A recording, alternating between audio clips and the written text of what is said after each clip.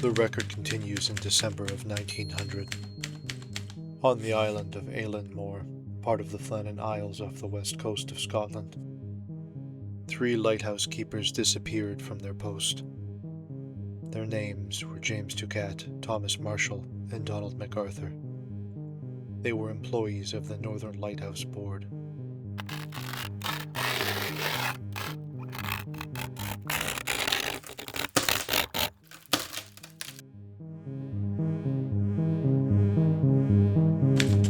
Assigned to one of the most remote stations in its system. Their work followed established procedure. Operating a lighthouse was a matter of routine and repetition. The keepers lived inside the structure they maintained. Each level served a defined function. Living quarters below, storage rooms and oil supplies logged and maintained, a kitchen where meals were taken at set hours.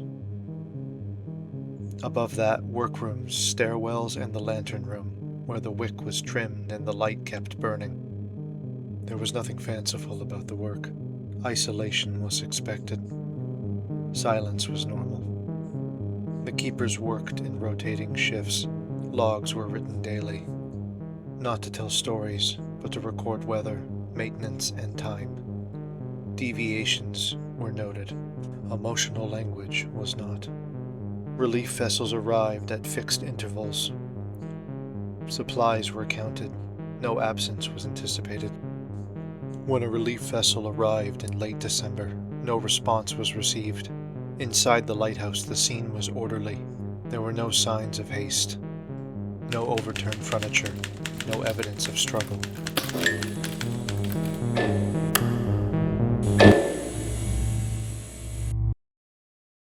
Clocks inside the building had stopped.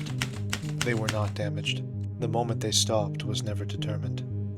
In the kitchen, a meal sat unfinished. Food had been prepared but not eaten. Nothing indicated it had been abandoned suddenly. Oilskins and heavy outer garments reserved for storm work were missing. Their absence suggested the men had gone outside. Mainland weather reports indicated that conditions did not clearly require it.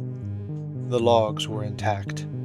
Entries continued through December 15th. Weather was recorded, maintenance was noted, no alarm was raised, no explanation was offered. After that, the record ends. What is notable is not what was left behind, but what did not occur. There was no final entry, no warning, no account of departure.